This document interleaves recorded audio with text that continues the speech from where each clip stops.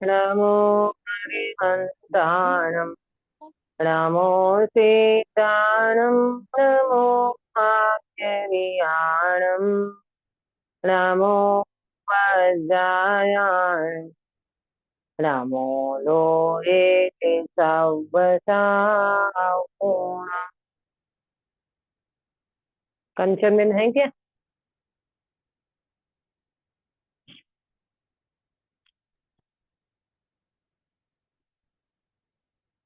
નથી લાગતા દીદી, નથી. हाँ तमे करो काश्मीर में। હા દીદી. મંગલમય મંગલકર વીતરાગ વિઘ્ન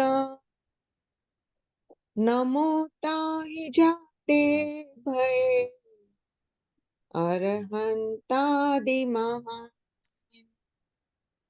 કરી મંગલ કરી હો મહા ग्रंथ करण को काज जाते मिले समाज सब पावे निज पद राज इस भव तरु का मूल इक जानू मिथ्या भाव ताको करी निर्मूल अब करिए मोक्ष उपाय करिए मोक्ष उपाय। बहुत सुंदर मंगलाचरण आपने किया। सुबह मंगल प्रभात की मंगल बेला में हमारी चर्चा मोक्ष मार्ग प्रकाशक जी शास्त्र के अंतर्गत 7वें अधिकार में पंडित साहब ने धर्म बुद्धि से धर्म धारक व्यवहाराभासी की विस्तार से चर्चा की है। उसमें 2 पॉइंट को उठाया। एक तो देव शास्त्र गुरु का जो स्वरूप है उसको अन्यथा मानता है, और दूसरा 7 तत्व का स्वरूप भी अन्यथा मानता है। उसमें कल परसों के क्लास में हमने जीव अजीव तत्व के अन्यथा रूप की चर्चा विस्तार से की है। हमारी अंतरंग परिणति को हमारे सेल्फ ऑब्जर्वेशन करते हुए हमारी परिणति को भी चेक करना चाहिए कि 24 घंटा शरीर और आत्मा के बीच में हमारी जो प्रवृत्ति चलती है ना, शरीर और आत्मा दोनों के बीच में निमित्त नैमित्तिक संबंध तो है, और वो जो हमारी दैनिक प्रवृत्ति चलती है उसमें हमारा ये देखना चाहिए कि उसमें हमारा कितना एकत्व, ममत्व, कर्तत्व और भोक्तृत्व बुद्धि चलती है ना। ये चेक करना चाहिए। क्यों चेक करना चाहिए? क्योंकि शरीर और आत्मा ये है दोनों भिन्न भिन्न, और दोनों की क्रिया भी भिन्न भिन्न है, परंतु इन दोनों की क्रिया में अगर हम एकत्व करते हैं, दोनों की क्रिया को एक मानते हैं। कल हमने बहुत सारी मतलब दृष्टांत देकर के बातें की थी। किसी व्यक्ति ने हाथ उठाया तो मानता है कि मैंने उठाया, मैंने बोला, मैंने खाया, मैं करा, मैंने ये करा, मैंने वो करा। अरे भैया, ये सारी पुद्गल की क्रिया है, ये सारी जड़ की क्रिया है, और जड़ की क्रिया को तू चेतन का मान करके उसमें कर्तत्व करे, उसमें अपनत्व करे, ये तेरा जीव अजीव संबंधी भूल है। तू जीव की जानना देखना क्रिया को नहीं पहचानता। ध्यान तो मात्र जानता है, आत्मा तो मात्र जानता है, जानने के अलावा कुछ नहीं कर सकता। और ये सारी पुद्गल की क्रिया को जो तू अपना माने, कल हमने कहा था भले अपन बोलते तो हैं मैं तो आत्मा हूँ, अनाहारी हूँ, मैं तो जानता देखता हूँ, है मैं कुछ नहीं कर सकता, परंतु बच्चा पलट करके जवाब दे देता है तो तेरी रात भर नींद नहीं आती। तो ये ऐसा क्यों होता है? ये तो भाषा वर्गना का पुद्गल था ना, ये तो 2 शब्द बोला तो वो पुद्गल का परिणमन था ना। तू अपने ऊपर क्यों ले लेता है? क्योंकि तू अपने को शरीर वाला मानता है। कल चलते चलते प्रेमलता जी का भी यही प्रश्न था कि दीदी ये सब बातें तो समझ में आती है, परंतु फिर भी हम ग्रस्त हैं तो हमको ऐसा होता है वैसा होता है। नहीं नहीं, सबसे पहली गलती हमारी, हम अपने को ग्रस्त क्यों माने, हम अपने को संसारी क्यों मानते हैं? पहले में पहले, प्रथम में प्रथम अपने सिद्धत्व की स्थापना करो। वंदितु सब सिद्धे, अनंत सिद्धों की वंदना करी कुंकुंद आचार्य ने, तो पहले अपने को सिद्धत्व के स्थापना माने सिद्ध स्वरूप की स्थापना की है। जब तक हम अपने को आत्मा नहीं मानेंगे ना, जब तक आप अपने को शुद्धात्मा नहीं मानेंगे ना, तब तक ये गलतियां चलती ही रहेगी। प्लीज आप अपने को शुद्धात्मा समझो, तब ये काम बनेगा। आप कहोगे दीदी अभी तो ग्रस्त दशा चल रही है, अभी तो हम संसार में है। अरे नहीं, आप संसार में नहीं हो, उदय संसार में है। क्या बोला? उदय संसार में प्रवर्तन करता है, मन वचन काया का जो भी कुछ बाहर का लबादा है ना, ये सारा उदय का खेल है। आप तो एक चैतन्य तत्व हो, आप तो एक शुद्धात्म तत्व हो। वो वास्तव में कहीं नहीं जाता, कहीं नहीं आता है। शरीर, कर्म, कषाय, ये कुछ भी उसके अंदर प्रवेश नहीं करता।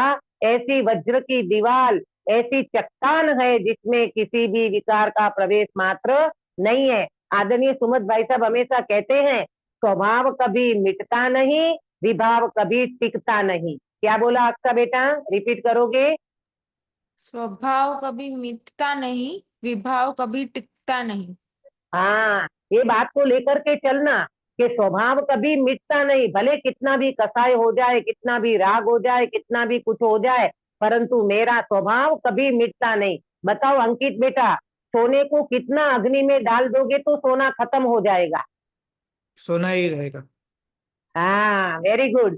सोना सोना ही रहेगा। इसी तरह तुम्हारे अंदर में कितने भी परिणाम हो जाए, कितना भी मिथ्यात्व हो जाए, कितना भी नरक निगोद में हमारा कुछ नहीं बिगड़ा, निगोद के पर्याय में हमारा कुछ नहीं बिगड़ा, तो अब क्या बिगड़ने वाला है? इसलिए मालूम, स्वच्छंद होने की बात नहीं है, दम लेने की बात है, बल लेने की बात है। अरे मैं तो वो चैतन्य चट्टान हूँ, मेरे में कुछ आता जाता नहीं है।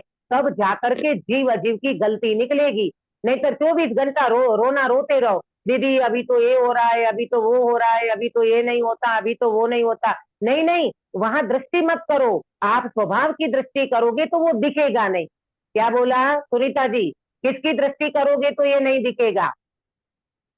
स्वभाव की दृष्टि करेंगे तो नहीं दिखेगा। हाँ, स्वभाव की दृष्टि करोगे तो ये आपको दिखेगा नहीं, माने आपकी दृष्टि में नहीं आएगा। आपका श्रद्धा इतना पक्का हो जाएगा, जैसे वो कन्या होती है ना, कन्या अपने पति के लिए सर्वस्व समर्पित कर देती है ना, तो वो कुछ भी नहीं देखती। जैसे जैसे ये तो मैंने इसकी बात कही कि कन्या अपने पति को समर्पित हो जाती है। आजकल जिसको लव हो जाता है वो कास्ट को तक नहीं देखते, कैसी कैसी कास्टों में चली जाती हैं बच्चियां। क्यों क्यों नहीं दिखता भाई? अरे सर्वस्व समर्पित कर दिया उनको, तो उनको कुछ भी नहीं दिखता। ये तो बैड के अर्थ में है। अच्छे अर्थ में लो, जब अपनी परिणति आत्मा को समर्पित हो जाती है तो उसको वास्तव में कुछ नहीं दिखता। शरीर मेरा नहीं है। कृपाणु देव श्रीमद राजचंद्र जी ने ऐसा कहा, छूटे देहा ध्यास तो नहीं करता तू कर्म, नहीं भोगता तू तेहनो एज धर्मनो मर्म।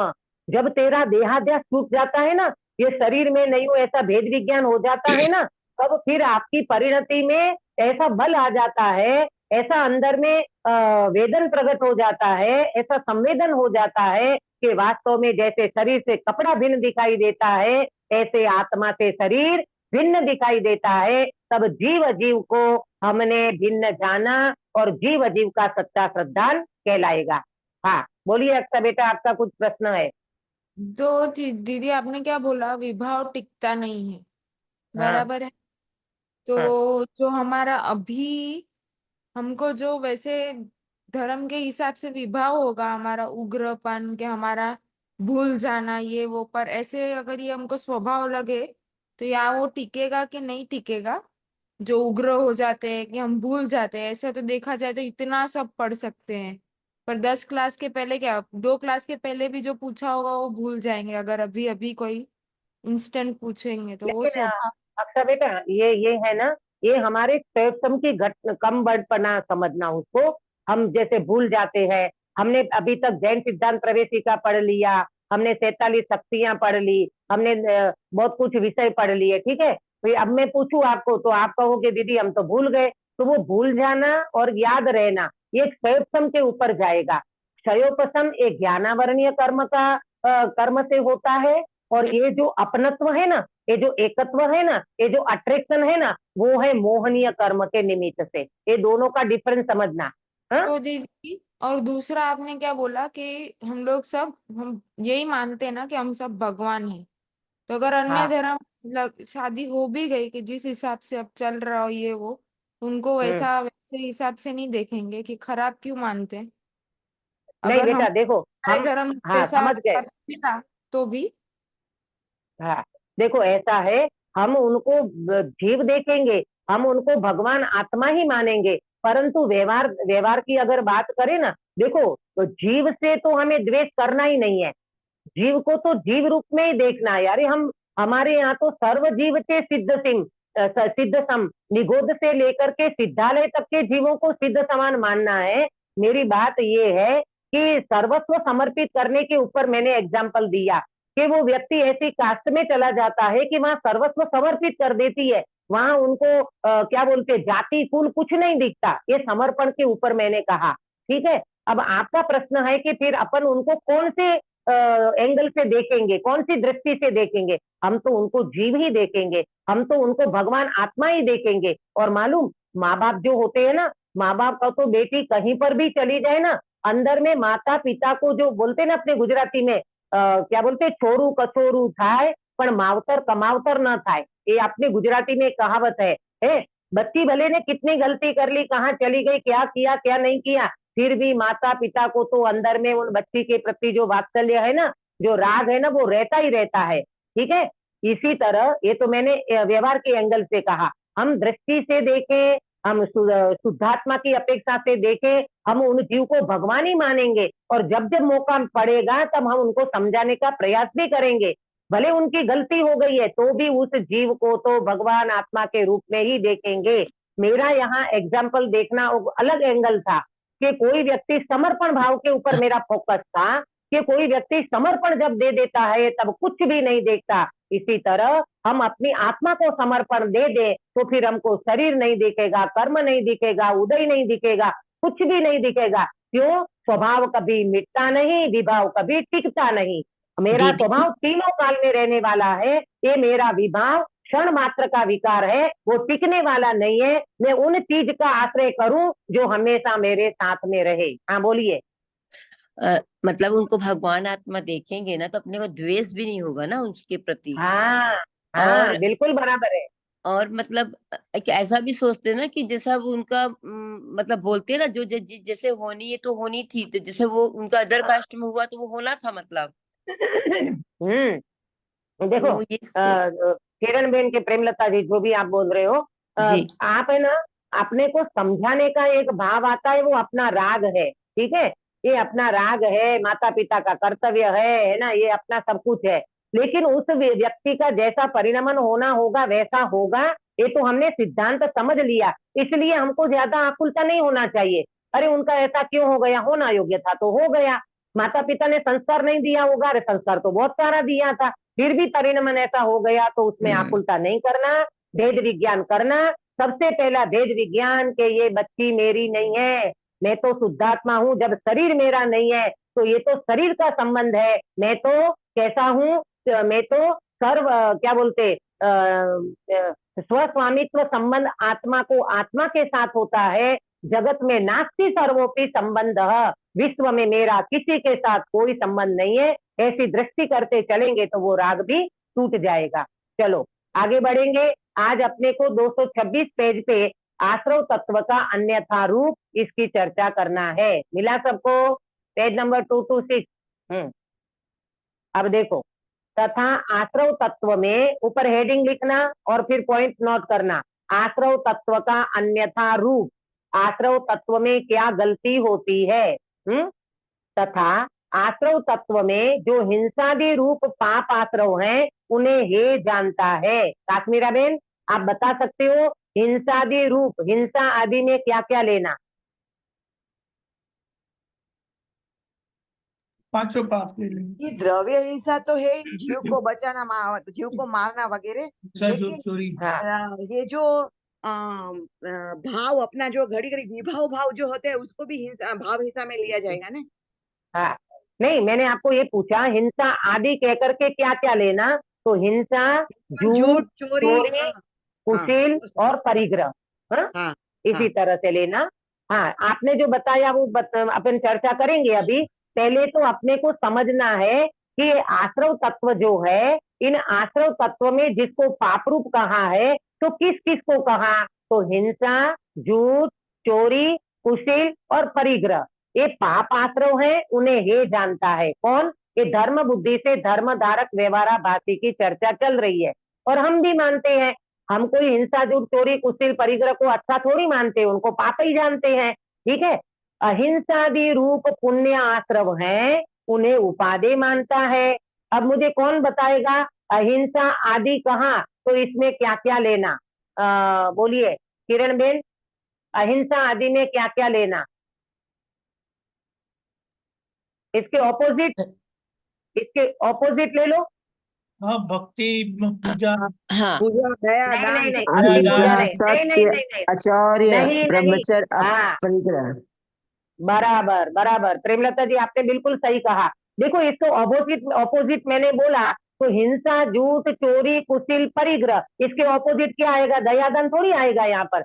हिंसा के बदले अहिंसा आएगा, झूठ के बदले सत्य आएगा, हाँ, चोरी के बदले अचौर्य आएगा, अब्रम के बदले ब्रह्मचर्य आएगा और परिग्रह के बदले अपरिग्रह आएगा। हाँ गिरीश भाई जी समझ में जी आया?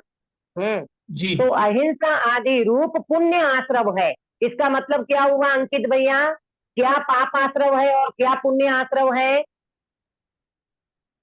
हिंसा और पांच पाप पाप आश्रय हम्म, और उसका विपरीत पुण्य आश्रय है।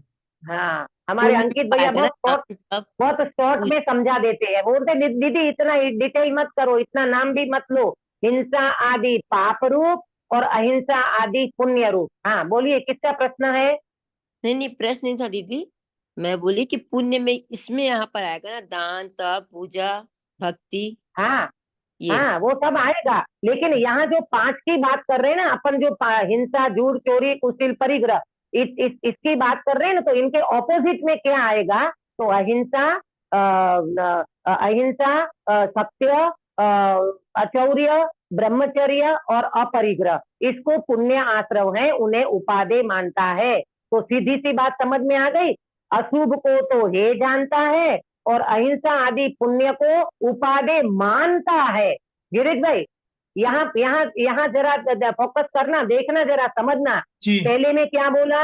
हिंसा आदि पांच पापों को तो हे जानता है और पुण्य को क्या करता है? जानता है कि मानता है? मानता है पुण्य को। हाँ, पुण्य को उपादेय मानता उपादेय है, मानता जानता है। नहीं है। जाने तो धर्मात्मा हो जाए, जाने तो उसका व्यवहाराभास न रहे। आया ना समझ में? अपने को भी समझना है ये बात को, काश्मीरा बेन, अपने को भी ये बात समझना है। अब मैं आपको बताऊं ना, चिंतन अच्छा चल जाए, स्वाध्याय अच्छा हो जाए, सत्संग में अपन आगे बढ़ गए, रोज अपन क्लास अटेंड करते हैं, तो बोलो हम अपने को धर्मात्मा मानते हैं कि हम अपने को धर्मात्मा मानते हैं? हम अपने को अच्छा मानते हैं कि नहीं मानते हैं? बोलो। हाँ दीदी, हाँ है ना? तो हाँ। यहाँ पर अपने को चौक करना कि जब तक मुझे शुद्धात्मा का वेदन नहीं होता, जब तक मुझे भगवान आत्मा का वेदन नहीं आया, तब तक मैं अहिंसा पालूं, सत्य बोलूं, ब्रह्मचर्य पालूं, कुशील का सेवन ना करूं, परिग्रह कम रखूं, तो भी अगर इसमें मेरी धर्म बुद्धि पड़ी है, इसमें अगर इसको मैंने उपादेय माना, तो ज्ञानी कहते हैं कि भाई देखो आगे आगे परंतु कह करके पंडित जी ने दोनों को क्या बताया? परंतु यह तो दोनों ही कर्म बंध के कारण है। अक्षा बेटा, दोनों बेड़ी में से कौन सी बेड़ी अच्छी, लोहे की कि सोने की? दोनों बेड़ी ही है दीदी, क्यों? क्योंकि सो बांधती है, कुछ भी अच्छा के बुरा दोनों बांध के ही रखी। हाँ, दोनों बांध के रखते हैं ना भाई, दोनों बंधन में डालते हैं ना, मुक्तता का तो वेदन नहीं कराएंगे ना। तो कहते हैं परंतु यह तो दोनों ही कर्म बंध के कारण है, इनमें उपादेयपना मानना वही मिथ्या दृष्टि है। आया समझ में? उपादेयपना नहीं मानना, ये दोनों में उपादेय, एक में तो चलो नहीं माने, पर शुभ में अगर उपादेयपना माने तो वो मिथ्या दृष्टि है। वही समय सार के बंध अधिकार में कहा है, नीचे दिया है 160 समयसार गाथा 254 से 256 तक जो आया ना, उसके बीच में कलश आया 168 और 169। मालूम इसमें इसका ये लिखा है, देखो, सर्व जीवों के जीवन मरण सुख दुख अपने कर्म के निमित्त से होते हैं। आया समझ में? सर्व जीवों के जीवन मरण सुख दुख अपने कर्म के निमित्त से होते हैं। ये जगत में जितनी भी जीव राशि है ना, ये सारी जीव राशि अपना जीवन मरण, अपना सुख दुख कैसे होता है बताओ? कर्म के निमित्त से होता है। जैसा कर्म बांधा, अपन बोलते ना, अरे बेचारा क्या बोलते हैं अपन, अकाल नहीं, क्या बोलते हो जो छोटी उम्र में चला जाता है, उसको अपन अकाल मृत्यु बोलते हैं अपन, है ना? अकाल मृत्यु बोलते हैं। अरे बेचारा 25 साल की उम्र में चला गया, न शादी करी, न कुछ भोगा, न कुछ करा, और बेचारा चला गया। यहाँ से पढ़ो, सब जीवों के जीवन मरण सुख दुख अपने कर्म के निमित्त से होते हैं। वो उतनी ही आयु लेकर के आया था, वो इतना ही जीवन लेकर के आया था। अरे प्रभु, ये जो भी कुछ हो रहा है ना, ये कर्म का पैकेज है। जीवन मरण सुख दुख ये सब क्या है? कर्म का पैकेज है, कर्म के उदय के निमित्त से होते हैं। अब सुनना ध्यान से, वहां जहां अन्य जीव के इन कार्यों को करता हो, वही मिथ्या अध्यवसान बंध का कारण है। हम मानते ना, मैंने इनको बचाया, मैंने इनको ये करा, मैंने इनकी दया पाली, मैंने इनका ये किया। पंडित जी कह रहे हैं सब मिथ्या अध्यवसान है और बंध का कारण है। मैंने इनको जीवित दान दिया, मैंने इनको ये करा, ज्ञानी कहते हैं सब अध्यवसान है, बंध का कारण है। वहां अन्य जीवों को जिलाने का अथवा सुखी करने का अध्यवसाय हो, वह तो पुण्य बंध का कारण है, और मारने का अथवा दुखी करने का अध्यवसाय हो, वह पाप बंध का कारण है। अब सुनो ध्यान से, थोड़ी मार्मिक चर्चा करूंगी। कहते हैं जिलाने का, दूसरों को अन्य जीवों को जिलाने का अथवा सुखी करने का जो अध्यवसाय है, जो परिणाम है, उससे पुण्य बंधता है, वो पुण्य बंध का कारण है। और मारने का अथवा दुखी करने का ये जो अध्यवसान है, वो पाप बंध का कारण है। ठीक है। अब मेरा आपसे प्रश्न है कि समय सारणी में तो गाथा ऐसी आई है कि भाई कोई जीव किसी को जिला नहीं सकता, कोई जीव किसी को मार नहीं सकता, कोई जीव किसी को बचा नहीं सकता। वो तो उनकी आयु होती है तो वो बचता है, आयु नहीं रहती है तो वो मर जाता है। तो मेरा प्रश्न है अक्सर बेटा आपसे कि अगर हर व्यक्ति अपनी आयु से मरता है, तो मैंने चींटी मार दी, माने मेरे से चींटी मर गई, तो मुझे पाप क्यों लगेगा? मैंने यही प्रश्न सवाल समझ में आया? मैंने पूछा था, पर अंकित अच्छा, ने ये बोला सवाल आपका था। नहीं, मैंने आपको नहीं पूछा, मैं एक्सप्लेन नहीं कर पाई ना इसके लिए। पर अंकित ने मेरे को जवाब दिया कि द्रव्य दृष्टि से ऐसा होता है कि कोई किसी का कुछ भी ना अच्छा कर पाता है ना बुरा कर पाता है, पर व्यवहार से तो अपन जो करते हैं वो करते ही हैं। हाँ, है ना? अब देखो, अब यहाँ ये बात आई ना कि भाई कोई किसी को मार नहीं सकता, कोई किसी को बचा नहीं सकता। तो हमने यहाँ आपसे प्रश्न पूछा कि हर व्यक्ति अगर अपनी आयु से मरता है, तो मुझे मारने का पाप क्यों लगा? वो चींटी भी तो अपनी आयु से मरी है ना, मेरे से तो नहीं मरी है ना। आपका जवाब क्या है? लेकिन वो फिर भाव पाप क्यों भाव जो लगता होता है? है ना, जो हाँ हमारा भाव होता है ना, किसी को मारने का भाव, वो भाव ही हाँ, वेरी गुड, वेरी गुड, आपने बहुत प्रॉपर जवाब दिया। मरता तो उनकी आयु पूरी होने से है, लेकिन हमने जो परिणाम किए ना चींटी मारने का, उसका पाप हमें लगता है। नहीं तर तो मालूम, समय साहब की 46 नंबर की गाथा के कुछ है, तो उसमें अगर तुम इस प्रकार से सोचोगे कि वो अपनी आयु से जिंदा रहता है, अपनी आयु से मरता है, तो फिर जीव को मसल देना, जैसे राख को मसल दिया, ऐसे जीव को मसल देना, तो कुछ पाप ही नहीं लगेगा। फिर तो कुछ पाप ही नहीं लगेगा। फिर तो ये जीव संसार चक्र में चक्र क्यों लगा रहा है? कितनी हिंसा कर देता है, मर्डर कर देता है, मार देता है, कैसे कैसे कर देता है ना? ये सब कुछ होता है ना भाई। तो कहने का मतलब ये है भैया, परिणाम से बंध और परिणाम से मोक्ष, ये भूल मत जाना। द्रव्य दृष्टि अलग चीज है, सुनो ध्यान से। दृष्टि से उस व्यक्ति, कोई किसी को मार नहीं सकता, कोई किसी को बचा नहीं सकता, ये अध्यात्म में दृष्टि प्रधान कथन है। परंतु व्यवहार में तो अपन जीवों की दया पालने का परिणाम, जीवों को बचाने का भाव ये व्यक्ति को आता है, परंतु इसको उपादेय नहीं मानना। ये समझना, इसको उपादेय नहीं मानना। जब भी आप किसी जीव को बचाओ तो मैंने बचाया, मैंने उनको जीवित दान दिया, ये मैं पना है ना, वो कर्तृत्व है, उसको निकालना है। जीवों को बचाने का परिणाम नहीं निकल जाएगा अभी। आया समझ में? दीदी प्रॉपर कंदमूल समझना। खाने हाँ, के टाइम पे तो ऐसा कोई भाव नहीं होता कि इतने सारे जीवों को मारेंगे, तो भी क्या क्या? हमको कंदमूल खाने के टाइम पे, हाँ हाँ इस चीज कंदमूल खाने के टाइम पे तो ये भाव नहीं होता कि कोई जीव को मारेंगे कंदमूल खाने के टाइम पे, तो फिर उनका हाँ। जो भी खाने का दोष क्यों लगता है? लो, कंदमूल खाने वाले को तो आपने बहुत अच्छा प्रश्न पूछा है, इसका जवाब भी सुनो। कंदमूल खाने वाले को पहले पहले होश होना चाहिए, पहले उनको ये ज्ञान प्रॉपर होना चाहिए कि जमीन कंद के सुई की नोक ऊपर जितना जमीन कंद रहता है ना, उसमें कितनी जीव राशि है, ऐसे पहले ज्ञान होना चाहिए। ठीक है? अगर एक देखो, दो पाप लगता है उस व्यक्ति को, दो प्रकार के पाप। एक तो उनने जानपना नहीं किया तो अज्ञान का पाप लगता है। दूसरा, वो व्यक्ति खा रहा है ना, जमीन कंद को सेवन कर रहा है ना, तो वो गृद्धता के बिना नहीं करता। हाँ, वो गृद्धता के बिना नहीं करेगा, अंदर में उसको ऐसा क्या बोलते हैं आप इंग्लिश में, मुझे नहीं समझ में आ रहा है उसको क्या बोलना चाहिए। हाँ, उसको आप गृद्धता पड़ी है उस चीज की, क्या बोलते हो, अट्रैक्शन। हाँ हम्म, हाँ, वो पड़ा है।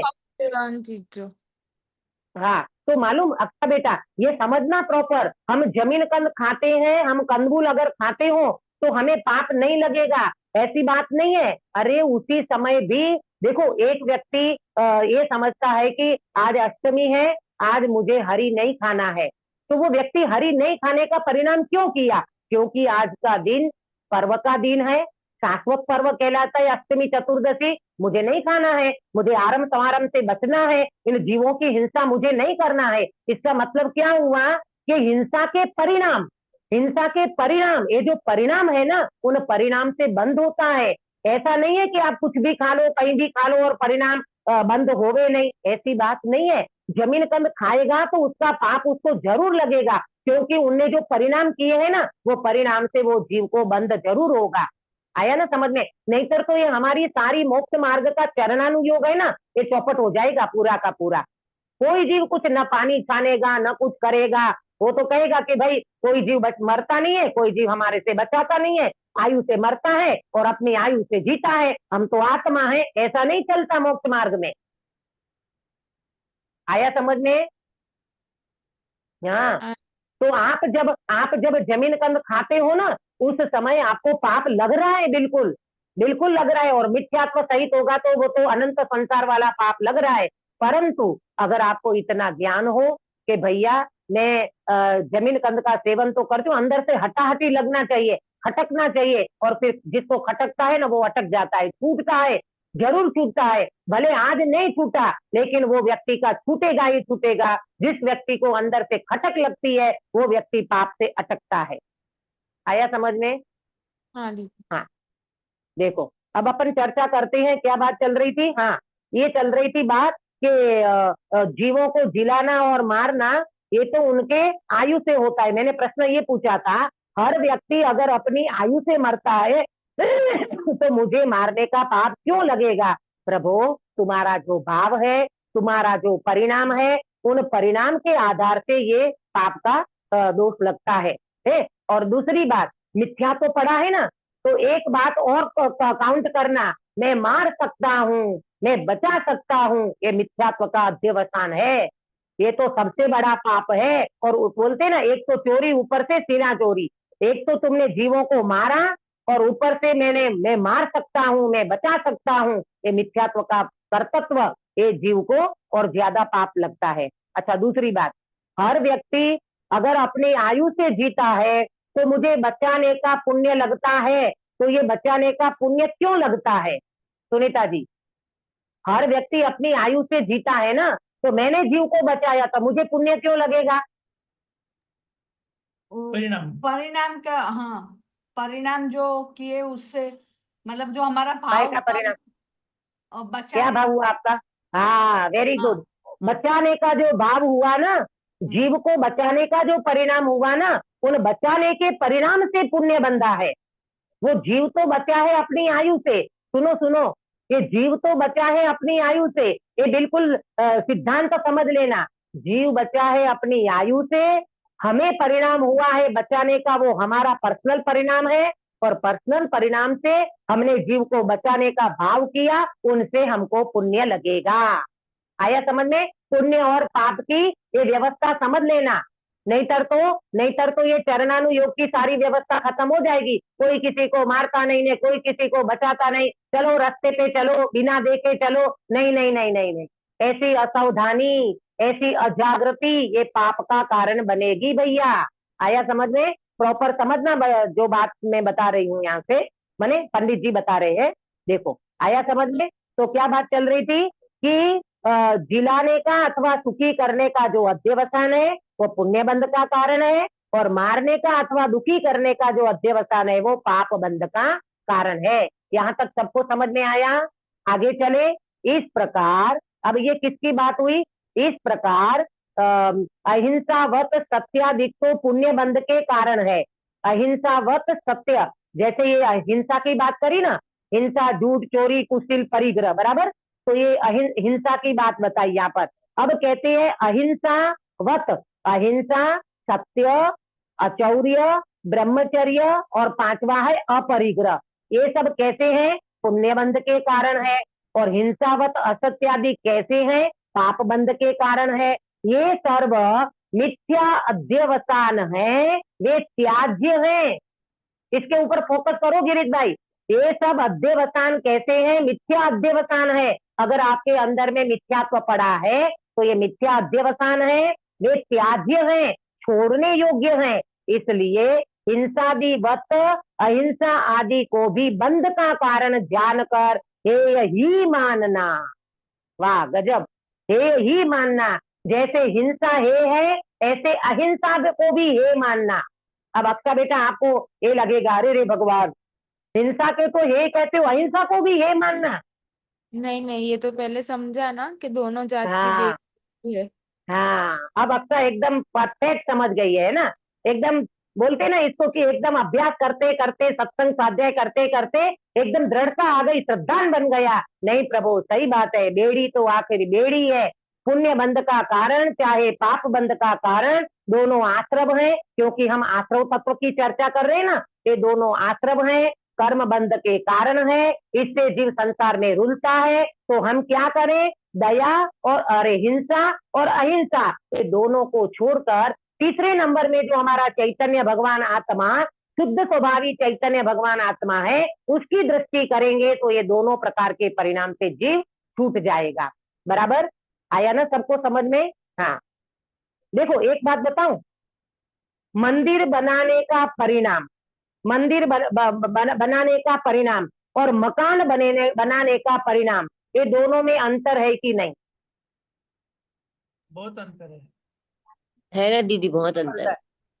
हाँ, मंदिर और बनाने यहाँ से चर्चा करो तो देखो दोनों में हिंसा होगी, है ना? मंदिर बनाओगे तो भी हिंसा होगी और तुम्हारे मकान बनाओगे तो भी हिंसा होगी। तो बोलो काय में पुण्य बंधेगा और काय में पाप बंधेगा? मंदिर बनाने में पुण्य बंधेगा। मंदिर हाँ बनेगा तो पुण्य होगा ना दीदी, ये भाव हाँ, वैसे पर है ना। मालूम पर हाँ ये बात तो आपकी सही है कि मंदिर बनाएंगे तो पुण्य बंधेगा, मकान बनाएंगे तो पाप बंधेगा, ठीक है। अब यहाँ से देखो तो ये दोनों प्रकार के परिणाम, मंदिर बनाने का परिणाम शुभ है, मकान बनाने का परिणाम अशुभ है। परंतु यहाँ पंडित जी जो कह रहे हैं दोनों को, दोनों मिथ्या देवसान है और दोनों त्याज्य हैं, दोनों हे हैं। लेकिन ये श्रद्धा में रखना, ये अभी श्रद्धा में रखना, इसको अभी आप प्रवृत्ति में नहीं कर सकते। प्रवृत्ति में तो आप ग्रस्त दशा में तो मकान भी बनवाओगे, मंदिर भी बनवाओगे। श्रद्धा में ये चीज रखना कि दोनों के परिणाम वास्तव में देखा जाए तो हे हैं, त्याज्य हैं। वो दृष्टि की बात है, वो श्रद्धा की बात है, परंतु प्रवृत्ति तो उस प्रकार से चलेगी। बात अभिप्राय और इंटेंशन की रहेगी, वो जो अपने को समझना है। ठीक है, आगे बढ़ती हूँ। हाँ, हिंसा में मारने की बुद्धि हो परंतु उसकी आयु पूर्ण हुए बिना मरता नहीं है, ये अपनी द्वेष परिणति से आप ही पाप बांधता है। अब देखो पंडित जी ने सावधान किया, भैया तू उनको मारने का परिणाम रखता है परंतु जब तक उनकी आयु होगी ना तब तक वो नहीं मरेगा। तू अगर उन व्यक्ति से द्वेष रखता है तो तुझे क्या क्या क्या क्या लगेगा? पाप का बंध लगेगा, पाप बंद होगा। अहिंसा में रक्षा करने की बुद्धि हो परंतु उसकी आयु अवशेष हुए बिना वह जीता नहीं है। देखो कई बार क्या होता है अक्सर बेटा, अपने ना जीवों को बचाना चाहते हैं, हर व्यक्ति के साथ ये प्रैक्टिकल हुआ होगा। अपन कई बार बाथरूम में जाते हैं स्नान करने के लिए, वहां हमको एक जीव देखा और उसको हम बचाना चाहा और उसको हम लेना चाहा, मतलब बचाने का प्रयास किया, लेकिन क्या पता वो जीव को बचाने गए और ऐसा हुआ कि वो जीव बचा नहीं पाए हम उनको, और कहीं से भी हमने जरा सा पानी डाला, वो जीव बेचारा उसमें गटर में चला गया और नाली में चला गया। बोलो होता है कि नहीं? चींटी के साथ, कोई भी जीव के साथ ऐसा होता है कि नहीं? होता है। कई बार प्रैक्टिकल किया है हमने सबने, हाँ, लेकिन क्यों भाई ऐसा क्यों हुआ? हम तो उसको बचाना चाहते हैं और वो बचा क्यों नहीं? अंकित भैया क्यों नहीं बचा वो? आयुष्य। हाँ, उस व्यक्ति की आयु इतनी थी तो वो व्यक्ति बहता चला गया, बिल्कुल गटर में बहता चला गया। हम उनको बचा नहीं पाए क्योंकि उनकी आयु शेष नहीं बची थी, और आयु बची है तो कोई मार नहीं सकता। ये कह रहे हैं पंडित जी, यह अपनी प्रशस्त राग परिणति से आप ही पुण्य बांधता है। ये जो बचाने का परिणाम किया ना आपने, भले नहीं बचा, आपको तो पुण्य लग गया, आपको तो पुण्य का बंध हो गया। इस प्रकार यह दोनों हे हैं, जहां वितराग होकर ज्ञाता दृष्टा ज्ञाता रूप प्रवर्ते, वहां निर्बंध है तो उपादे है। पंडित जी ने बहुत मार्मिक चर्चा की है भैया। पुण्य और पाप ये दोनों प्रकार के बंध जो हैं, ये वास्तव में देखा जाए तो दोनों प्रकार के आश्रव हैं, दोनों प्रकार के कर्म बंध के कारण हैं, इनसे आश्रव होता है। परंतु आप क्या करो, आप दृष्टा ज्ञाता रूप जब प्रवर्तन करोगे तब वास्तव में वहां निर्बंध है तो उपादे है। ये निर्बंध दशा है, वो ही वास्तव में उपादे है। आया समझ में? देखो एक बात को समझना, ये मैं आपको तीन बात बताती हूँ जो आप नोट करना।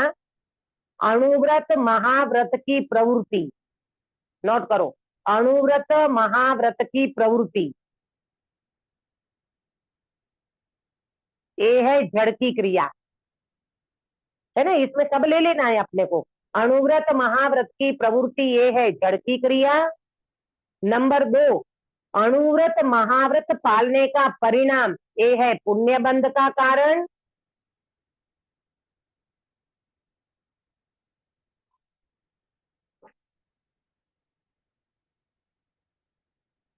दीदी सेकंड वाला एक बार बोलिएगा ना। हाँ बोलती हूँ, फिर से बोलती हूँ। अणुव्रत महाव्रत की प्रवृत्ति ये है जड़ की क्रिया। नंबर 2, अणुव्रत महाव्रत पालने का परिणाम ये है पुण्य बंध का कारण। और तीसरा, अणुव्रत महाव्रत की शुद्ध परिणति ये है निर्जरा का हेतु।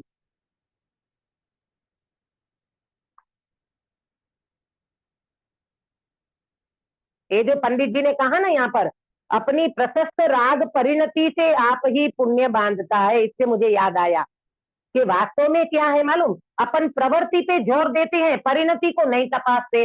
गिरीश भाई, प्रवृत्ति पे जोर देते हैं, परिणति को चेक नहीं करते हैं। आया ना समझ में?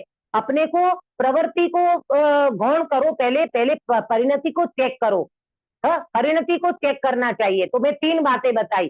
अणुव्रत महाव्रत ये जड़ की क्रिया, प्रवृत्ति जो है वो जड़ की क्रिया।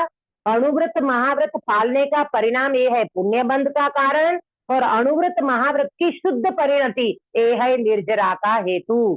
अब आप बता सकते हो कि अणुव्रत महाव्रत की प्रवृत्ति को जड़ की क्रिया क्यों कहा? हाँ, शरीर से हम लोग हाँ, दीदी, क्योंकि वो मन वचन काया ये शरीर की क्रिया से अपन वो प्रवृत्ति करते ना, ये तो इसलिए उसको जड़ की क्रिया कहा। फिर अणुव्रत महाव्रत पालने का जो परिणाम, उसको पुण्य बंध क्यों कहा? अक्षा बेटा, उसको पुण्य बंध क्यों कहा? कि वो भाव है हमारे। हाँ, वो हमारा भाव है, वो हमारा परिणाम है, उससे हमें क्या होगा? पुण्य बंधेगा। और तीसरा, अणुव्रत महाव्रत की शुद्ध परिणति वो निर्जरा का हेतु। बोलो काश्मीरा बेन, इसको निर्जरा का हेतु क्यों कहा? कि शुद्ध परिणति है ना दीदी ये।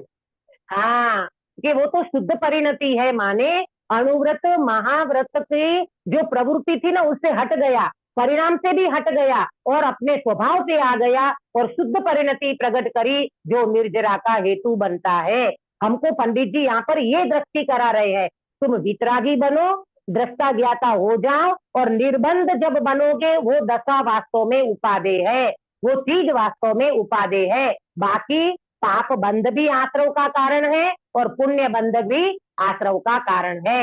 लेकिन ज्યાં જ્યાં જે જે योग्य છે तहाँ समझबू ते। आप बोलो कि हम ग्रस्त दशा में हैं, तो हमारा विवेक होना चाहिए, क्या क्या कहाँ क्या करना क्या नहीं करना, ये सारी चीज को अपने को समझना चाहिए। अब पंडित जी कहते हैं, देखो इसमें समझना, पंडित साहब का चिंतन गजब का देखो, तो ऐसी दशा न हो तब तक प्रशस्त राग रूप प्रवर्तन करो करो करो। पंडित जी कह रहे हैं, आप अगर ये कहोगे ना गिरीश भाई कि दीदी हम तो ग्रस्त दशा में बैठे हैं, हमको तो यहाँ दुनिया भर के पाप लगते हैं, पुण्य पाप की बात क्या, अरे पुण्य की क्या बात करते हो, पाप भी इतना करते रहते 24 घंटे में। तो पंडित जी ने आपको भी सावधान किया, अपने को पंडित जी ने अच्छी बात बताई कि भैया ऐसी दशा न हो। कैसी दशा न हो गिरीश भाई, कैसी दशा न हो? प्रशस्त राग रूप परिवर्तन करना चाहिए, माने वो ऐसा नहीं कि पुण्य नहीं, करे। कैसी नहीं, सुनो सुनो, कैसी दशा न हो? जब तक वितराग दशा ना हो, ये जवाब दो, वितराग दशा न हो, शुद्ध भूमि हमारी तैयार न हुई हो, तब तक हमें क्या करना चाहिए? जब तक हमारी निर्बंध दशा प्रकट नहीं हुई हो, तो पंडित जी कहते हैं भैया प्रशस्त राग रूप प्रवर्तन करो करो करो। माने तुम देव शास्त्र गुरु की निकट में रहो, हाँ, सत्संग करो, स्वाध्याय करो। इसका मतलब ये नहीं है पुण्य और पुण्य भी ये है और चले गए होटल थिएटर में, चले गए घूमने फिरने में, चले गए शिमला कश्मीर घूमने, नहीं, ऐसी बात नहीं समझना। यहाँ पंडित जी सावधान कर रहे हैं, जब तक तुम्हें ऐसी तीसरी भूमि प्राप्त नहीं हुई हो, वितराग दशा प्राप्त नहीं हुई हो, तब तक तुम प्रशस्त राग रूप प्रवर्तन करो, क्योंकि तुम्हारी निचली भूमिका है ना, तुम लिपट करके अशुद्ध में चले जाओगे।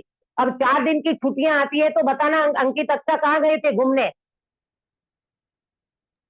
नहीं, अभी तो घूमने नहीं गए थे। हाँ हाँ। घूमने नहीं गए थे। ये तो हमारे अच्छे बेटे दोनों कि सही में उनको रुचि लगी है। आज कौन बैठा रहता है अमेरिका में ये ऐसी चर्चाएं सुनने के लिए और ऐसा रस दे करके समझ करके ये चीजों को सुनने वाले बहुत कम होते हैं। बाकी जरा 4 दिन की छुट्टियां मिलती है, शिमला याद आता है, कश्मीर याद आता है, आत्मा को कभी याद ही नहीं आता, अंदर में जाने का कभी परिणाम ही नहीं बनता जीव का। इसीलिए पंडित जी ने सावधान किया, तुम ग्रस्त दशा में रहते हो, अगर तुम अशुभ से बचना चाहते हो तो शुभ में प्रवर्तन करो। तीसरी भूमि में नहीं जाते ना तो शुभ में प्रवर्तन करो। परंतु देखो ये अक्सर उसमें लिखा हुआ है, परंतु सिद्धांत ऐसा रखो कि यह भी बंध का कारण है। कौन कौन बंध का कारण है अक्सर बेटा? शुभ परिणाम। हाँ, शुभ वेरी गुड वेरी गुड। शुभ परिणाम भी बंध का कारण है। ये है श्रद्धान में इसे मोक्ष मार्ग जाने तो मिथ्या दृष्टि ही होता है। श्रद्धान तो ऐसा रखना प्रभु, पुण्य और पाप दोनों छोड़ने योग्य है, लेकिन हमारी कमजोरी है, हम नहीं रह पाते, हम अशुभ में चले जाते हैं। इसलिए हम शुभ में प्रवर्तन करें, सत्संग स्वाध्याय न छोड़ें, देव शास्त्र गुरु की निकटता न छोड़ें, पंच परमेश्वरी भगवान की शरण न छोड़ें। दीपावली का महान प्रसंग आ रहा है, कहाँ जाओगे? घूमने जाओगे कहीं कि देव शास्त्र गुरु की शरण में जाओगे? मंदिर जी में जाओ। दीपावली महावीर भगवान का निर्वाण महोत्सव चलेगा और उसमें आप अपना क्या बोलते हैं, आप अपनी परिणति को जोड़ो, सत्संग स्वाध्याय सुन करके चिंतन मनन करो और चिंतन मनन भी अंदर छोड़ करके चैतन्य में जाओ, वहां तुमको रत्नत्रय की प्राप्ति होगी। ये पंडित जी ने हमको आज के दिन ये सीख दी है। हम सब इसका बिल्कुल प्रमाद छोड़ करके, है ना, अपनी जागृति के साथ इनका हम प्रवर्तन करें। और बाकी की चर्चा जो है उसकी चर्चा कल अपन करेंगे। आज आपको आश्रव तत्व में पंडित जी ने पहले हिंसादि 5 पाप की बात करी और फिर इन्होंने क्या बोलते हैं इसको, मिथ्यात्व, अविरति, प्रमाद, कषाय और योग, इसकी भी बात करेंगे। इसमें मिथ्यात्व की बात पंडित जी ये कहना चाहते हैं कि भाई मिथ्यात्व है वो क्या चीज है, अविरति, प्रमाद, कषाय, योग, इनकी भी पंडित जी बात करने वाले हैं। आज हमने हिंसा का स्वरूप समझा, मारना बचाना ये किसके परिणाम है, कैसे बंद होता है, कैसे बंद नहीं होता, दोनों बंद के कारण है तो कैसे है, और दोनों से पाप बंधता है तो कैसे बनता है। पाप माने पुण्य को भी पाप ही समझना बेड़ी बंधन की अपेक्षा से। हम अपने जीवन में इन दोनों का प्रॉपर स्वरूप समझ करके, ये दोनों से मुक्त होकर के निर्बंध दशा की ओर हमारा प्रयास चले और हम रत्नत्रय को प्राप्त करें। इस मंगल भावना के साथ में बात को विराम देती हूँ। निज निधि निज में बताई यह अनंत उपकार है, इसके लिए जिन वाणी माँ को वंदना सतवार है, वंदना सतवार है। सुनीता जी कायोत्तर कराओगे? नमो अर्यंताणम नमो सिद्धाणम नमो आयर्याणम नमो वज्रायणम नमो लोये सव्व साहुणम। नमो अर्यंताणम नमो सिद्धाणम नमो आयर्याणम नमो वज्रायणम नमो लोये सव्व साहुणम। नमो अर्यंताणम नमो सिद्धाणम नमो आयर्याणम नमो वज्रायणम नमो लोये सव्व साहुणम। नमो अर्यंताणम नमो सिद्धाणम नमो आयर्याणम नमो वज्रायणम नमो लोये सव्व साहुणम। नमो अर्यंताणम नमो सिद्धाणम नमो आयर्याणम नमो वज्रायणम नमो लोये सव्व साहुणम। नमो अर्यंताणम नमो सिद्धाणम नमो आयर्याणम नमो वज्रायणम नमो लोये सव्व साहुणम। नमो अर्यंताणम नमो सिद्धाणम नमो आयर्याणम नमो वज्रायणम नमो लोये सव्व साहुणम।